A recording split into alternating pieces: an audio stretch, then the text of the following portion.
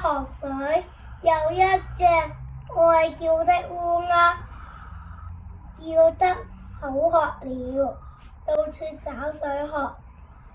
它看見了一個瓶子，瓶子裏有水，可是瓶口又窄又長，烏鴉喝不到水。烏鴉圍着瓶子轉來轉去，然後它看到了小石頭，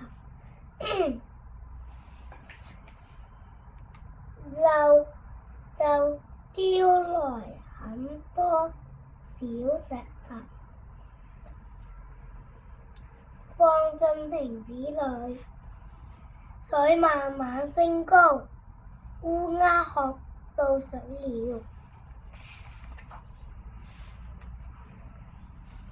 愛叫的烏鴉叫着也口渴了，它到處找水喝。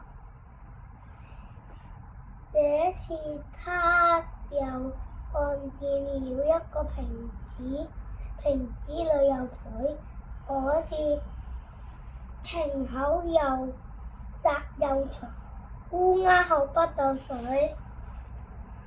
烏鴉圍着瓶子轉來轉去，然後它看到了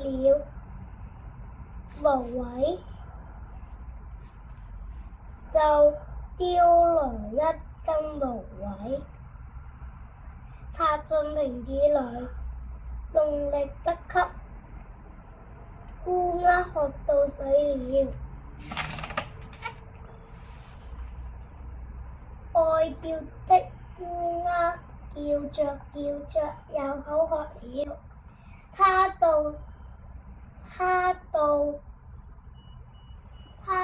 處找水喝。這次它又看見了一個瓶子，瓶子裏有水，可是瓶口又窄又長，烏鴉喝不到水。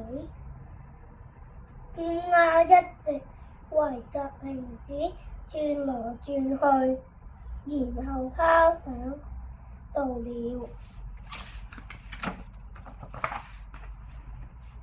這次烏鴉又喝到水了。